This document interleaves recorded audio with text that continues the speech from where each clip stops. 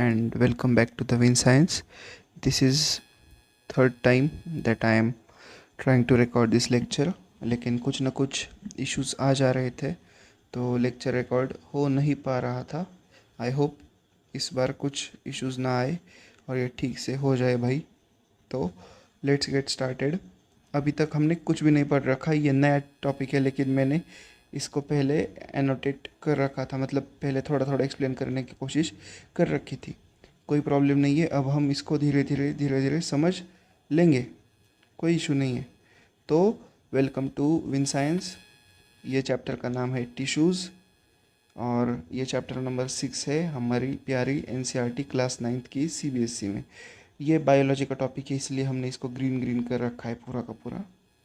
अब हम पढ़ने जा रहे हैं प्यारा सा टॉपिक एक जिसका नाम है टिश्यूज़. अब आपको टिश्यूज़ के बारे में कुछ पता हो कुछ न पता हो, not at all big deal. मैं आपको यहाँ पे समझा दूंगा. ये मैंने देखो पहले मैंने ये ब्लैक वाले में से ड्रॉ किया था, उसके बाद वो स्क्रीन रिकॉर्डिंग नहीं हो पाया तो मैंने फिर से ब्लू वाला चालू किया. तो भाई ब्लू वाला भी नहीं हुआ तो अब हम चूज़ करेंगे ग्रीन कलर. नहीं, हम चूज़ कर लेते हैं कौन सा कलर आप बताओ. नहीं, मैं ही करूँगा. ओके, ये वाला कलर. नहीं, ये वाला कलर. लेकिन ये अनफॉर्चुनेटली हो नहीं रहा. चलो हो गया. तो मैं आपको बता दूंगा टिश्यूज़ क्या है. तो हमारा टिश्यू पेपर है वो वाला टिश्यू नहीं. टिश्यू मतलब देखो, अभी मैं सारे के सारे सीक्रेट्स रिवील नहीं करने वाला. Let's go through the story.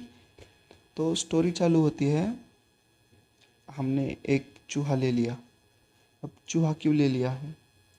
चूहा ले लिया बिकॉज अलग सर हमारे अलग पांडे जी फिज़िक्स वाले उनको बड़े चूहे पसंद है और वो मेरे फेवरेट एजुकेटर हैं. तो हमने क्या किया, चूहे को ले लिया, चूहे को काट दिया, मार के काट दिया. तो किसी लिविंग ऑर्गेनिज्म को काट के मार दिया. तो हम जब उसको कट करेंगे तो हमें देखने को क्या मिलेगा, उसके अंदर ऑर्गन सिस्टम्स देखने को मिलेंगे, जैसे डाइजेस्टिव सिस्टम, हमारा रेस्पिरेटरी सिस्टम, हमारा न्यूरल सिस्टम, रिप्रोडक्टिव सिस्टम और कौन से ब्लड वाला, ट्रांसपोर्ट वाला सिस्टम. तो इस तरीके से हमको लिविंग ऑर्गेनिज्म में ऑर्गन सिस्टम्स देखने को मिलेंगे. अब ये ऑर्गन सिस्टम्स किन से बने हुए हैं? तो वो बने हुए हैं ऑर्गन्स से. तो अब आप पूछोगे ठीक है ऑर्गन्स से बने हुए हैं तो सर हम क्या करें, अब ऑर्गन्स से बने तो है वो. तो मैं आपको बताता हूँ. तो ये जो ऑर्गन्स से बने हुए हैं, हमने क्या किया, इन ऑर्गन का छोटा छोटा एक छोटा छोटा सा पार्ट तोड़ के निकाल लिया. तो हमने सोचो ये लंग है, तो इस लंग का, इस ऑर्गन का छोटा सा पार्ट तोड़ के निकाल लिया. तो हमको क्या दिखता है ना, अ ग्रुप ऑफ सेल्स हमको दिखता है जो परफॉर्म करते हैं सिमिलर फंक्शंस. तो इन लोगों को हम कहते हैं टिश्यूज़. हमारे हमारा जो पेट होता है ना, स्टमक, तो स्टमक में कुछ ऐसे सेल्स होते हैं जो एसिड्स सिक्रेट करते हैं और कुछ एंजाइम सिक्रेट करते हैं. तो ये लोग इस तरीके से ग्रुप ऑफ सेल्स होता है जो अंदर अंदर सिक्रेट कर लेता है और वो बाहर छोड़ देता है. तो उसके बाद हमने क्या किया, अब चलो ठीक है हमने ऑर्गन को तोड़ के देखा तो हमको टिश्यूज़ मिला. अब आई होप आपको टिश्यूज़ समझ में आया है. A group of cells that performs a similar function. अब लंग के टिश्यूज़ का क्या यूज़ होगा गैसेस एक्सचेंज में? तो फिर ये सारे मिलकर गैसेस एक्सचेंज करेंगे, ये सारे मिलकर सिक्रीशन ही करेंगे हॉर्मोन्स का, आई मीन एंजाइम्स का और एसिड्स का.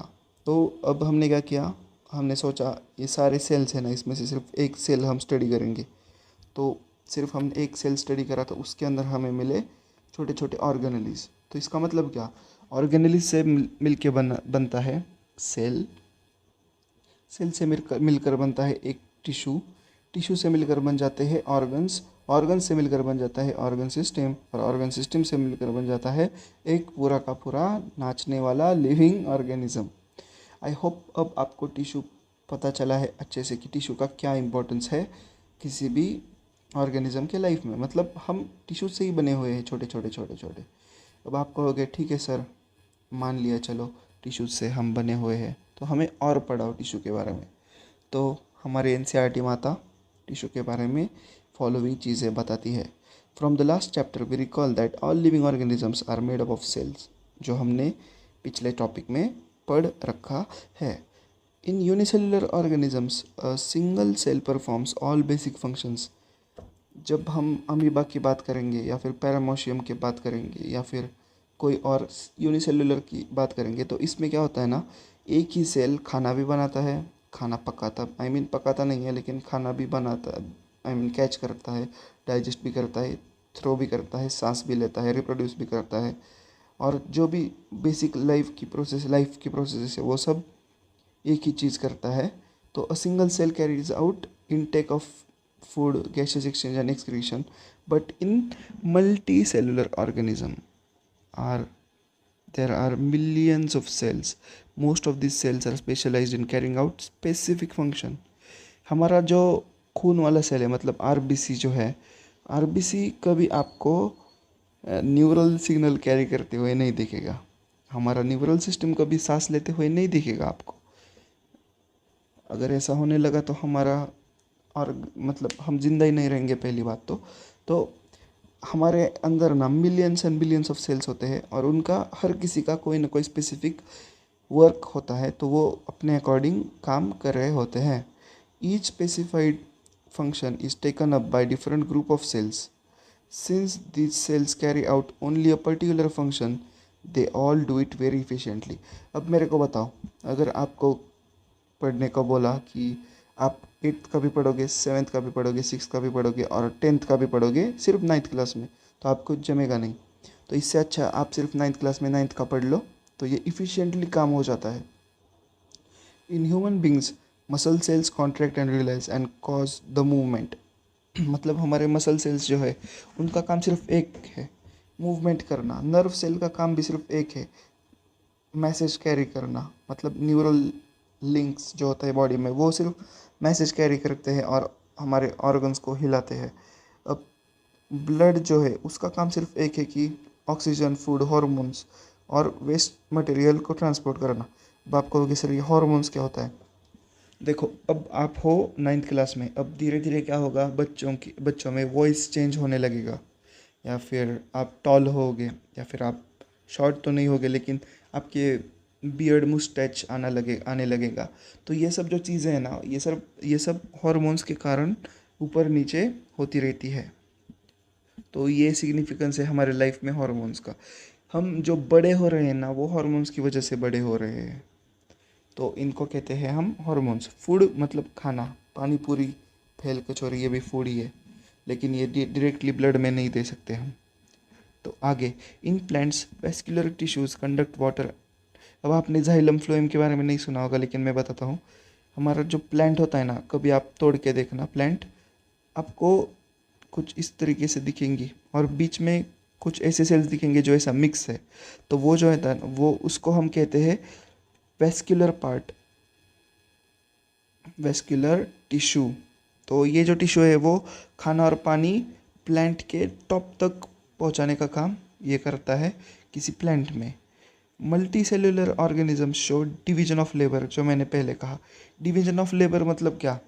अगर पुलिस स्टेशन में हर कोई ऑफिसर होगा तो काम ठीक से नहीं होगा। तो हमें कुछ ऐसे चाहिए जो सिर्फ कंप्यूटर वाला काम करेंगे, कुछ ऐसे चाहिए जो सिर्फ चोरों से पूछताछ करेंगे, या फिर कुछ अलग अलग फंक्शंस होगा। तो तब लेबर जो होता है ना वो डिवाइड होता है, काम डिवाइड होता है। तो उसके कारण ना काम इफ़िशिएंटली होता है। अगर हर कोई प्रिंसिपल बन गया तो स्कूल में पढ़ाएगा कौन? ऐसा ऐसे इस तरह से डिवीजन कर लेते हैं काम का। Cell specialise in one function are often group together in a body. अब देखो, हाथ में कुछ ऐसे सेल्स है जो मूवमेंट करेंगे, तो ये एक जगह पे नहीं होंगे क्या, या फिर यहाँ पे एक, यहाँ पे एक, तो हमारा हाथ ऐसे ऐसे बेंड हो जाएगा, ऐसे फिंगर्स आ जाएंगे। तो इस तरह से ये ग्रुप होते हैं बॉडी के एक एक पार्ट में। तो इनसे मिलकर बनता है muscle. This means that the particular function is carried out by a cluster of cells at a definite place of body. This cluster of cells is called as tissue. मतलब टिश्यू मतलब क्या? देखो ये डेफिनेशन है, cluster of cells that performs a specific function. समझ गए? Is arranged and designed so as to give highest possible efficiency of function. मतलब ये इस तरीके से डिज़ाइन किए जाते हैं कि फंक्शन इनका ठीक से हो जाए. Blood, phloem and muscles are example of such tissues. समझ गए? मतलब ये इस तरह से प्लेस किए जाते हैं ना कि इनसे ज़्यादा से ज़्यादा आउटपुट हमको मिले और ये कम से कम मेहनत करे.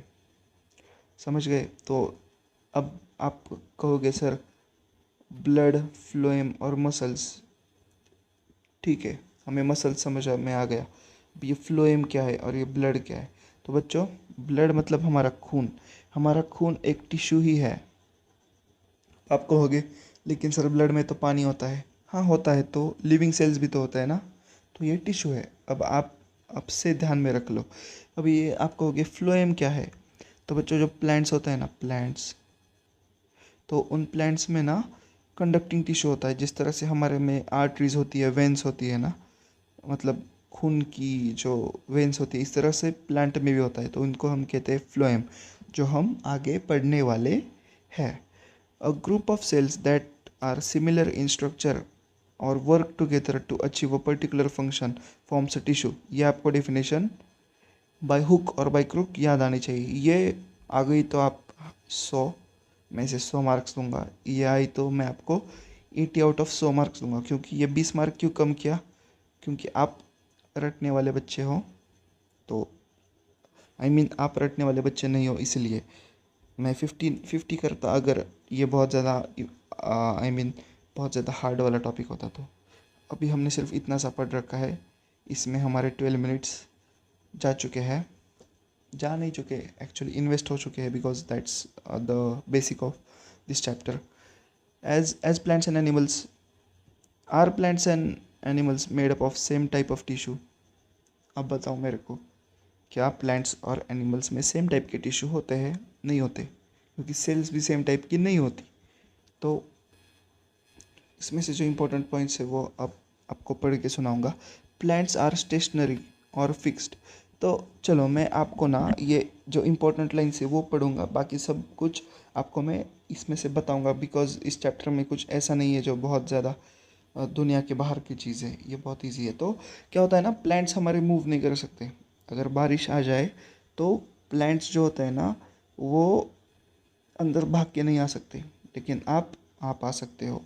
तो इस वजह से प्लांट्स के जो टिश्यूज़ है ना, उनमें सपोर्टिव टिश्यूज़ होते हैं जो प्लांट को सिर्फ प्रोटेक्ट करते हैं. मतलब इनका स्किन ही इतना मोटा का मोटा हो जाता है. इसको हम बार्क कहते हैं. ये हो गया स्किन, और इसके अंदर से ग्रो हो जाएगा पूरा का पूरा प्लांट का इंपॉर्टेंट लिविंग टिश्यूज़. तो ये ऑफन डेड होता है, मतलब ये ऐसा दीवार बना लेता है, बार्क जिसको हम बोलते हैं. एनिमल्स खेल कूदने वाले एनिमल्स है. तो ये लोग चलते रहते हैं. तो इनमें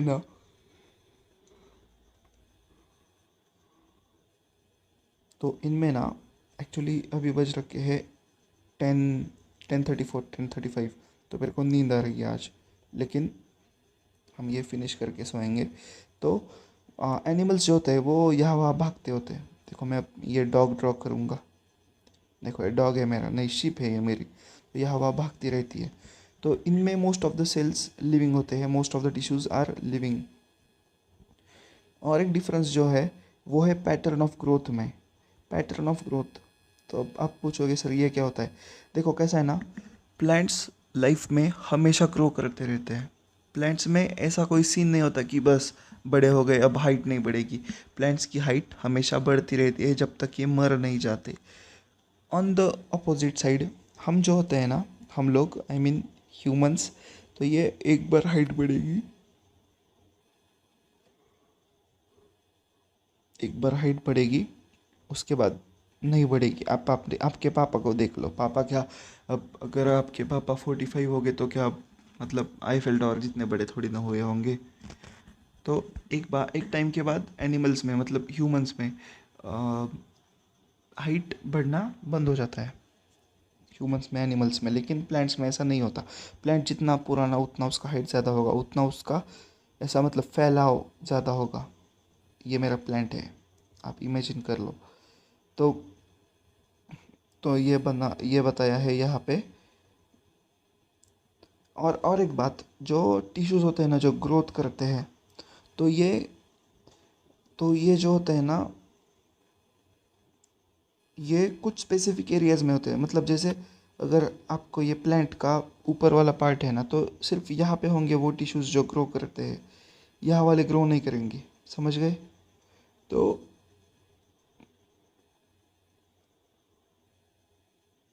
बेस्ड ऑन डिवाइडिंग कैपेसिटी, मतलब कितना डिवाइड कर सकते हैं सेल्स, उनके उनके बेसिस पे टिश्यूज़ को हम क्लासिफाई कर लेते हैं मेरिस्टेमेटिक में और परमानेंट में।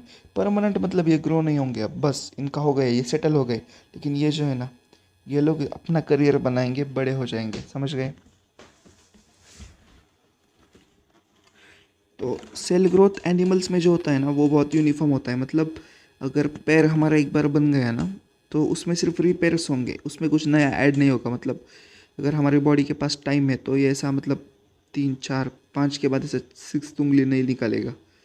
लेकिन प्लांट्स में होता है, प्लांट्स में थोड़ा सा टाइम मिल गया तो ज़्यादा पत्ते आ जाते हैं, थोड़ा सा ज़्यादा कुछ खाना आ गया तो ज़्यादा पत्ते आ जाते हैं। इस तरह से एनिमल्स में नहीं होता। एनिमल्स में ग्रोथ बहुत ज़्यादा यूनिफॉर्म होता है। तो हमारे में ऐसा कुछ demarcation of dividing and non dividing and regions in animal नहीं है। मतलब हमारा पैर भी साथ में ग्रो हो रहा है, हमारा स्टमक भी साथ में ग्रो हो रहा है। तो हमारे में ना ऐसा कुछ मतलब डिफ्रेंसिएशन करने वाला, मतलब आप पता नहीं लगा सकते कि कौन से सेल्स किस एरिया में है जो ज़्यादा डिवाइड कर रहे हैं, और कौन से सेल्स किस एरिया में है जहाँ पे वो डिवाइड नहीं कर रहे हैं। मतलब हर जगह से इक्वली डिवाइड होते हैं एनिमल्स, लेकिन ये सीन प्लांट्स में होता नहीं है। प्लांट्स में सिर्फ टॉप्स ग्रो करते हैं, बीच वाला स्टेम ग्रो नहीं करता। बीच वाला स्टेम सिर्फ ऐसा मतलब मोटा मोटा मोटा हो जाता है, लेकिन वो ग्रो नहीं करता। समझ गए? तो ये बताया गया है। तो structural organization of organs and organ systems are far more specialized and localized in complex plants than very complex plant। मतलब हमारे जो एनिमल्स है तो उनमें ज़्यादा कॉम्प्लेक्स स्ट्रक्चरल ऑर्गेनाइजेशन होता है प्लांट्स से। और एक बात कि फीडिंग मेथड्स पे भी टिश्यूज़ ज़्यादा डिपेंड रहते हैं। लाइक अब मैं बताता हूँ आपको टिश्यूज़ किस तरह से फीडिंग हैबिट्स पे होते हैं। हमारी जो बॉडी है ना, ह्यूमंस, और ये है गाइज। गाइज मतलब ये हम्बा वाली गाइज, ह्यूमंस मतलब अस। तो हमारे में सेल्यूलोज डाइजेस्ट नहीं होता बिकॉज हमारा अपेंडिक्स होता है। लेकिन अपेंडिक्स की जगह गाय के पास और एक ऑर्गन होता है जिसकी मदद से वो सेल्यूलोज को भी डाइजेस्ट करके शुगर में कन्वर्ट करके खा लेती है। समझ गए? तो इस तरह से जैसे जैसे नीड होगी ना, उस तरह से मॉडिफाई करती जाती है बॉडी, और नए नए टिश्यूज़ बनते जाते हैं नीड के अनुसार। अब अब बारी आती है प्लांट के टिश्यूज़ के बारे में पढ़ने की। ये क्वेश्चन आपको बहुत ही ईजी है, ये नोटबुक में लिख के ये सॉल्व किया करो। मैं अब आपको ये क्यों कहूँगा कि ये क्वेश्चन सॉल्व करो, बिकॉज बच्चों कैसा होता है ना, 99% बच्चे इसको भूल जाएंगे, लेकिन आपको ये छोटे छोटे क्वेश्चन है ना, इन्हीं से कंसेप्ट क्लियर होते जाएंगे। अब मुझे बताओ, जो भी वीडियोस देख रहे हैं उनमें से 99% बच्चे क्या करेंगे, इनको सिर्फ देखेंगे 2 3 बार एग्जाम से पहले और फिर भूल जाएंगे। लेकिन ये परमानेंटली बहुत ज़्यादा इंपॉर्टेंट है। ये बायो के टॉपिक्स आप इग्नोर ही नहीं कर सकते, ये 12th तक पीछा नहीं छोड़ने वाले अगर आपको डॉक्टर बनना है तो। नेक्स्ट, प्लांट टिश्यूज़, तो इनमें आते हैं मेरिस्टेमेटिक टिश्यूज़। अब मेरिस्टेमेटिक टिश्यूज़ होते कैसे टिश्यूज़ है, तो मैं इसको आपको बहुत ही ज़्यादा शॉर्ट में बताने की कोशिश करूँगा। ऐसे टिश्यूज़ जो स्पेसिफिक रीजन में पाए जाते हैं, जो सिर्फ और सिर्फ ग्रोथ कराते हैं, उनको हम कहते हैं मेरिस्टेमेटिक टिश्यूज़। तो अब ये मेरिस्टेमेटिक टिश्यूज़ कहाँ कहाँ होते हैं, तो मैं आपको ये सब हाईलाइट करके पढ़ लेना है, लेकिन मैं आपको बताता हूँ 3 जगह जहाँ पे मेरिस्टेमेटिक टिश्यू हमें दिखेंगे ही दिखेंगे, अपाइकल, लेटरल और इंटरकैलरी। अब मैं आपको यहाँ पे दिखाता हूँ। अपाइकल मतलब एपेक्स, एपेक्स मतलब टॉप, समझ गए? तो टॉप मतलब प्लांट के टॉप पे। इंटरकैलरी मतलब प्लांट के बीच में, बीच बीच में।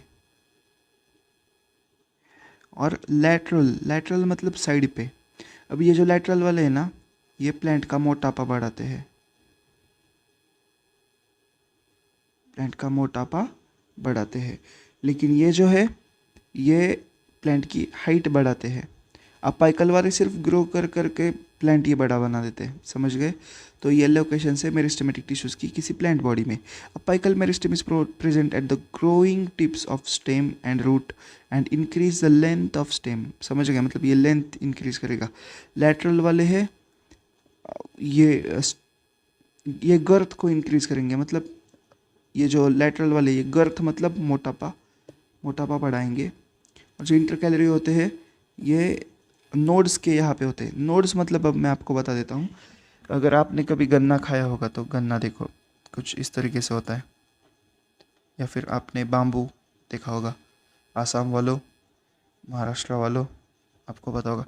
तो ये होते हैं NODES। और ये जो बीच वाला है, इसको कहते हैं इंटर नोड्स, समझ गए? तो ऐसा सीन है। तो ये नोड्स पे जो पाए जाते हैं, इनको कहते हैं हम इंटर कैलरी मेरिस्टेम। देखो ये वाले मेरिस्टेम्स। अब आगे, अब आगे क्या है कि हम कैरेक्टरिस्टिक स्टडी करेंगे मेरिस्टेमेटिक टिश्यूज़ के। मतलब अगर हमने किसी मेरिस्टेमेटिक टिश्यू को ले लिया तो उसमें हमें क्या क्या दिखेगा?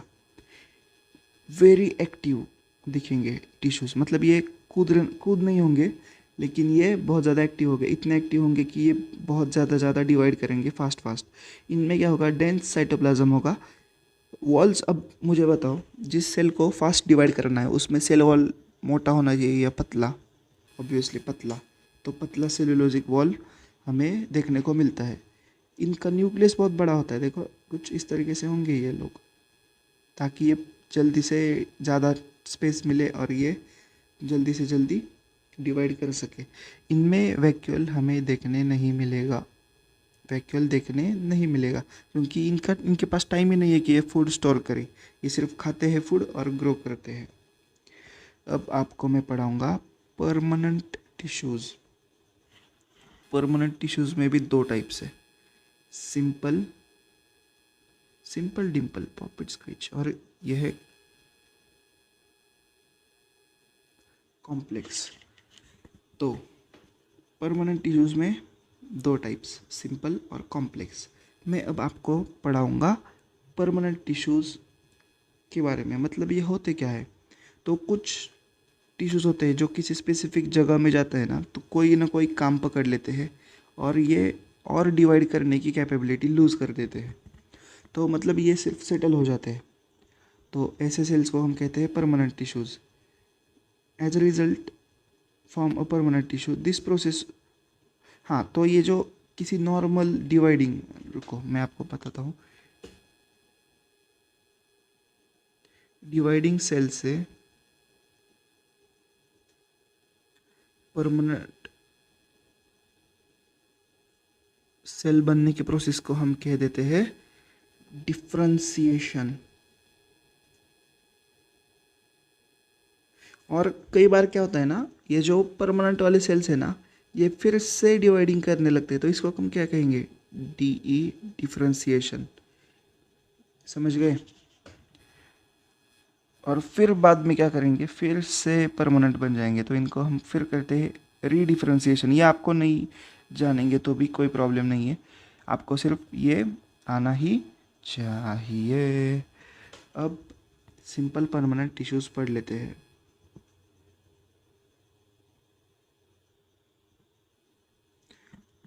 तो हमने क्या किया? प्लांट को ले लिया, प्लांट ऐसा था भाई, इसको हम यहाँ से काटे तो हमें कुछ इस तरीके से दिख जाता है ओवल। तो हमने क्या किया? ऐसा फिर से काटा, सेंटर से। तो ये जो पार्ट होता है ना, ये यहाँ पे दिखाया गया है। तो हम आइए इसको ठीक से पढ़ लेते हैं। तो सिंपल परमानेंट में ना हमें पढ़ने हैं 3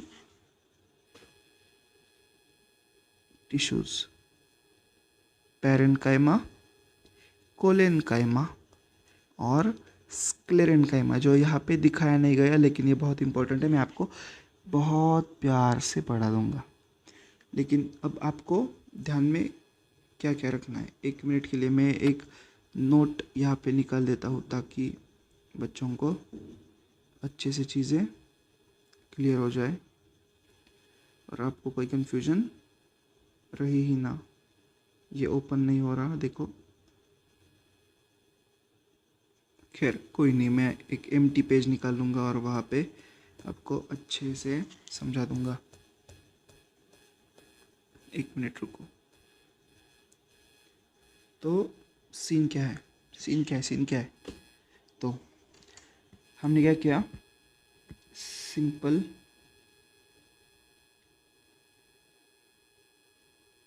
परमानेंट सेल्स को आगे डिवाइड किया, पैरेन्काइमा, कोलेनकाइमा, स्क्लेरेन्काइमा। तो अब आप कहोगे सर ये कौन से शताब्दी के नाम है, ये कितने हार्ड है सर, मुझे नहीं आता सर। देखो बहुत ही ज़्यादा इजी है, ये नाम आपको सिर्फ एग्ज़ाम तक याद रखने हैं, मैं सच्ची में कह रहा हूँ। और अगर आपने ये सिर्फ दिन में एक बार पढ़ लिया ना तो भी ये इतना कुछ ज़्यादा इंटरनेशनल लेवल का नहीं है। तो मैं आपको इजी चीज़ें बता देता हूँ ये तीनों के बारे में ताकि आपको कन्फ्यूजन ना रहे।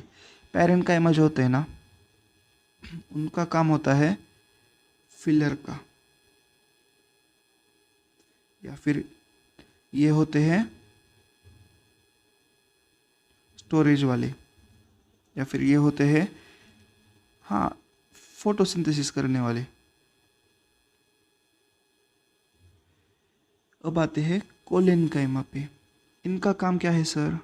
बहुत आसान काम है, इनका कोई काम नहीं, रुको मैं बताता हूँ। इनका काम है सपोर्ट या फिर फ्लेक्सिबिलिटी प्रोवाइड करना। सर आप स्क्लेरेन्काइमा का क्यों नहीं बताते? बता रहा हूँ। स्क्लेरेन्काइमा का काम है प्रोटेक्ट, सपोर्ट, और ये डेड होते हैं, मतलब इनकी लाश बिछ जाती है ताकि प्लांट प्रोटेक्ट रहे। अब आपको मैंने ये थोड़ा थोड़ा बेसिकली बता दिया है। अब आपको क्या करना है, जो जो मैं पढ़ रहा हूँ वो आपको बहुत अच्छे से समझना है।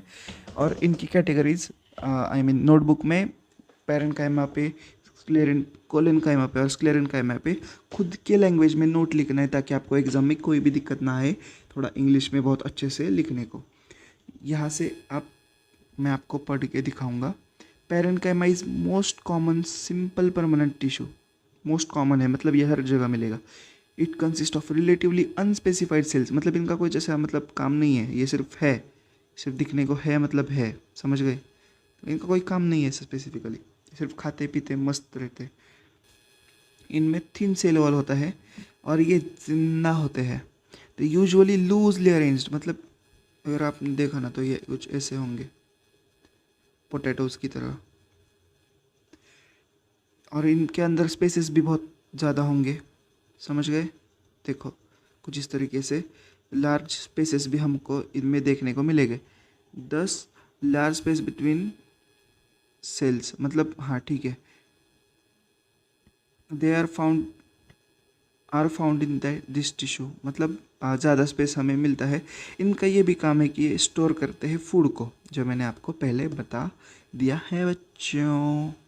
तो देखो अगर आपने प्लांट को खोला तो आपको ये यहाँ पे मिल जाएंगे पैरेन्काइमास। देखो पैरेन्काइमा, ये कुछ ऐसा मतलब जापानीज नाम नहीं लगता पैरेन्काइमा, मुझे तो लगता है। खैर कोई नहीं, we should not go into too much details. तो इस साइड पे आपको देखने को मिलेगा पैरेन्काइमा। कुछ कुछ सिचुएशंस में ना इसको मूड आ जाता है कि चलो मैं फोटोसिंथेसिस करके प्लांट की हेल्प कर दूंगा, तो ये भाई क्लोरोफिल ले लेता है और ये फोटोसिंथेसिस भी कर लेता है। कई कई बार तो आपने देखा होगा लोटस जो होता है ना, लोटस, मैं आपको ये, मेरी वैसे ड्राइंग बहुत अच्छी है, तो ये पानी का लेवल है, ये हमारा लोटस, देखो ये पानी के ऊपर है, आपको दिख नहीं लगा लेकिन इमेजिन कर लो, इस तरीके से लोटस है। और ये है लोटस का लीफ। तो इसके लीफ को, मतलब अगर आपने देखा होगा तो ये इसका लीफ तैर रहा होता है। वो यूट्यूब पे भी वीडियो आया था कि वो एक लड़की पूरे के पूरे मतलब ऐसे लीफ पे बैठ जाती है कुछ दूसरे प्लांट का। तो इसमें क्या होता है ना, इसके अंदर हवा की कैविटीज़ होती है, मतलब छोटे छोटे बबल्स, मतलब हवा के छोटे छोटे बबल्स होते हैं इसके बीच में, तो हवा की कैविटीज़ रह जाती है, तो इसके कारण इस ये तैरने लगता है। It helps them to float. तो ऐसों को क्या कहते हैं, एरन कायमा। एयर है इसलिए, एयर है इसलिए AERENCHYMA, एरन कायमा। फ्लेक्सिबिलिटी के लिए कोलेन कायमा, मतलब ये फ्लेक्सिबिलिटी देता है लीव्स को, आई मीन किसी भी प्लांट को फ्लेक्सिबल बना देता है।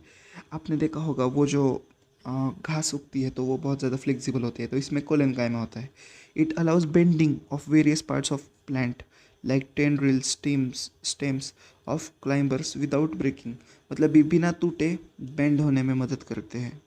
हवा की वजह से बेंड हो जाते हैं पत्ते, तो इनका इसमें फंक्शन है। तो ये मैकेनिकल सपोर्ट प्रोवाइड करते हैं बिना तोड़े। तो हमें ये कहाँ पे मिलते हैं, स्टॉक्स में भी मिलते हैं और एपिडर्मिस में भी मिलते हैं।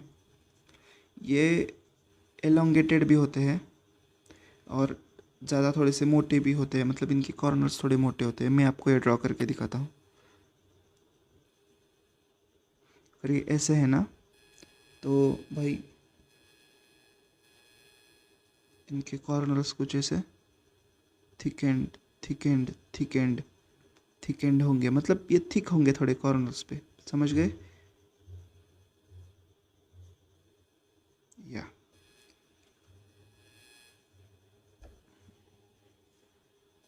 और इनमें बहुत कम स्पेस होता है। अब ये जो थिक होते हैं ना, इसका मतलब क्या, ये कुशन की तरह काम करेंगे जब इनको बेंड करना हो। अब यस, ये आपको दिख गई है बहुत प्यारे प्यारे डायग्राम्स, मैं इन्हीं का इंतज़ार कर रहा था।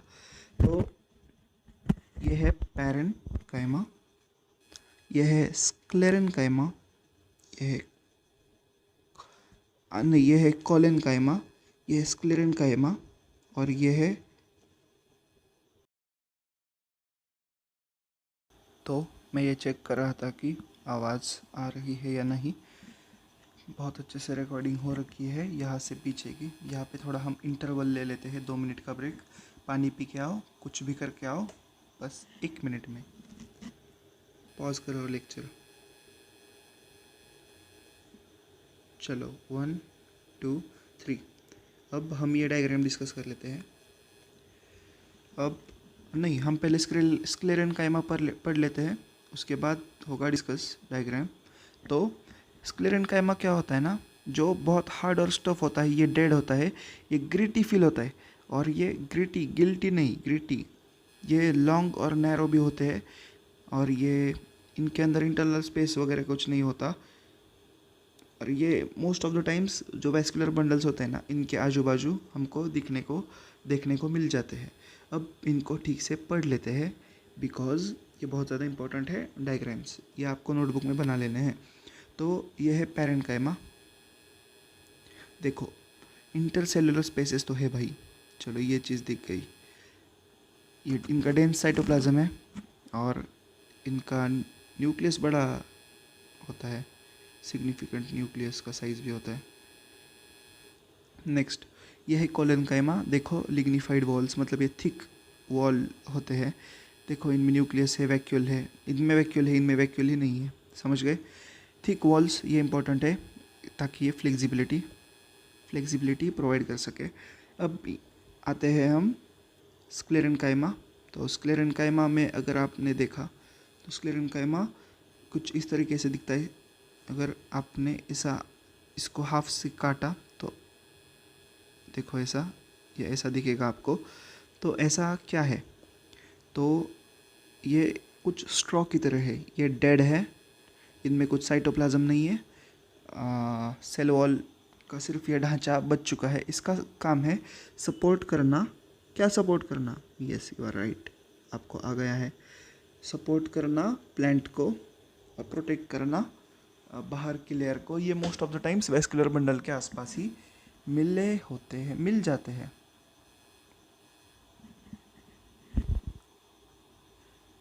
तो हमें क्या देखने को मिलता है कि आउटर मोस्ट जो लेयर होती है, तो इसको हम कहते हैं एपिडर्मिस।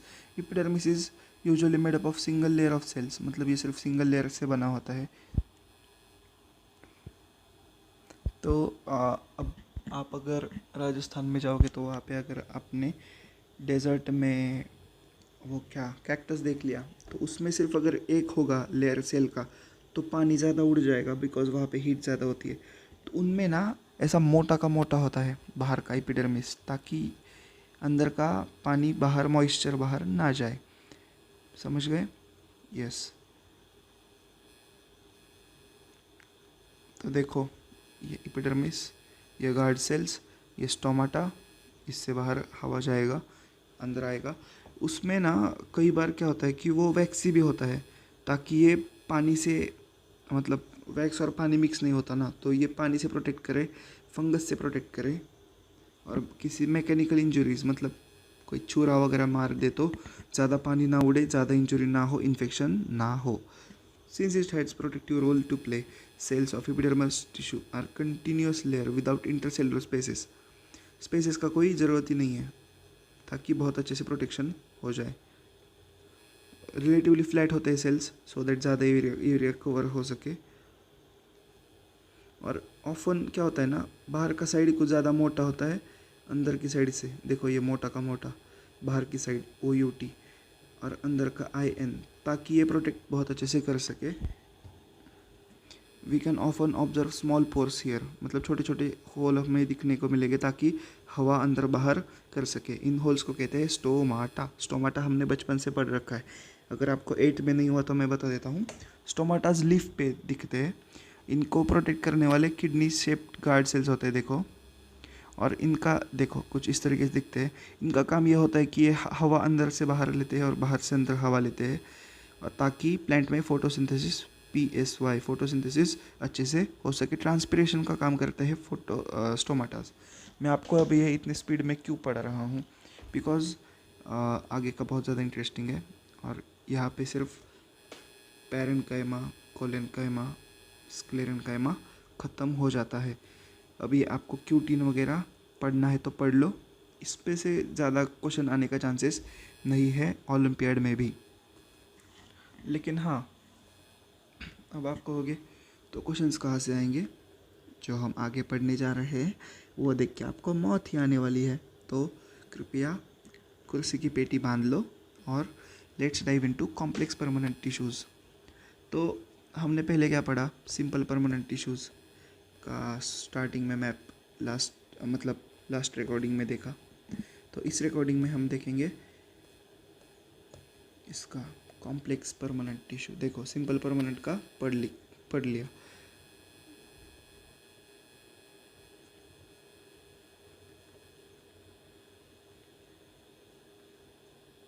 तो इनको डिवाइड कर देते हैं हम पानी वालों में, और ये है कौन सा? फूड वाला। तो पानी वाला, फूड वाला, फिजिक्स वाला, सॉरी, वो तो सर है हमारे, he is my favourite educator, never mind, I just love physics वाला।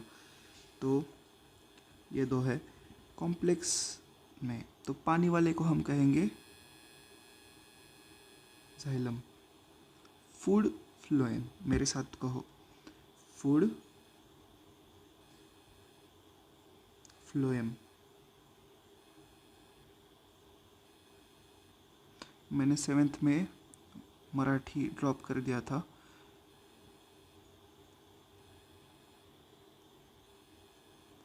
और मैंने हिंदी 10th में दिया था। तब मेरा हिंदी A1 ग्रेड का था। फिर मैंने 3 साल तक हिंदी का एक अक्षर भी नहीं पढ़ा, सिर्फ दुकानों के बोर्ड्स वगैरह पढ़े। तो तब से मेरा हिंदी ख़राब हो गया है लिखना। लेकिन आप समझ गए, फ तो फूड के लिए फ्लोएम है, पानी के लिए जाइलम है। मेरा इसमें बहुत ज़्यादा कन्फ्यूजन होता था जब मैं छोटा था। तो फूड के लिए फ्लोएम, पानी के लिए जाइलम, सिंपल। चलो अब हम उनको बहुत अच्छे से पढ़ लेते हैं। तो ये जो टिश्यूज़ है ना, वो पानी रूट से लेते हैं और कहाँ पे भेज लेते हैं,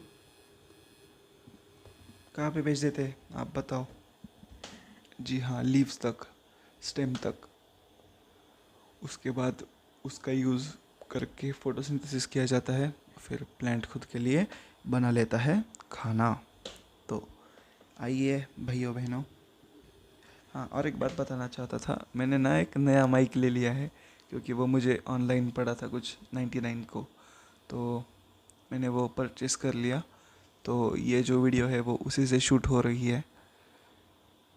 that's what I wanted to tell now. अब हम सीरियसली कॉम्प्लेक्स परमानेंट टिश्यूज़ पढ़ने जा रहे हैं। देखो ये मैं एक काम करते हैं बच्चों, यहाँ पे स्टॉप ही कर देते हैं। पता है क्यों? बिकॉज़ ये बहुत ज़्यादा इंपॉर्टेंट टॉपिक है और मैं इसको बहुत अच्छे से नोट्स बना के आपको पढ़ाना चाहता हूँ। बिकॉज़ ये कैसा है ना, मुझे 9th 10th 11th 12th 3 और ड्रॉप ईयर मतलब 13th, तो मेरे को ना ये 5 साल बहुत इसने परेशान किया है। तो मैं आपको वो नहीं करना चाहता। मुझे ये बहुत लेट मतलब लाइक 13th में आके नहीं, शायद 12th में बहुत अच्छे से समझ में आया था। लेकिन ये हार्ड तो था मेरे लिए तब भी बिकॉज़ इसमें नाम भी याद करने होते हैं, इसमें फंक्शंस भी याद करने होते हैं। तो मैं आपको क्या करूँगा, इसको बहुत अच्छे से एक सेपरेट क्लास में पढ़ाऊँगा। अब तक के लिए सिर्फ इतना ही, सिर्फ सिंपल। फिर आपको कॉम्प्लेक्स टिश्यूज़ भी पढ़ाने हैं। उसके बाद हम एनिमल टिश्यूज़ भी नेक्स्ट चैप्टर में बहुत अच्छे से कवर कर लेंगे। और एक बात,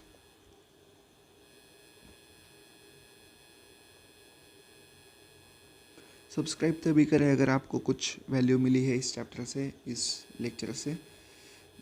चैनल का नाम है विन साइंस। सब्सक्राइब कीजिए, लाइक कीजिए और अगले आने वाले वीडियोस को मिस मत कीजिए। बहुत अच्छे आएंगी। धीरे धीरे सब कुछ मॉडिफाई होता जाएगा, क्योंकि मुझे बहुत ज़्यादा मज़ा आ रहा है इस पूरे प्रोसेस में। आई होप आपको भी आ रहा होगा पढ़ने में। सर पढ़ने में किसको मज़ा आता है? आपको लाना पड़ेगा, क्योंकि ये आपका फ्यूचर है। आप जो बनना चाहते हो, दिस इज़ वेरी इम्पोर्टेंट। ये बोल के मैं मेरा स्पीच एंड कर देता हूँ। जय हिंद, जय Maharashtra. I was just kidding. तो मतलब यहाँ तक तो आपको समझ में आना चाहिए। ये जो है ना, ये बहुत इजी टॉपिक है, लेकिन ये मतलब थोड़ा टेक्निकल है, तो इसके मैं नोट्स अच्छे से बना के आपको पढ़ा दूँगा। तब तक के लिए बाय बाय। अब मैं जा रहा हूँ सोने, वीडियो एडिट हो जाएगी। चलो बाय बाय।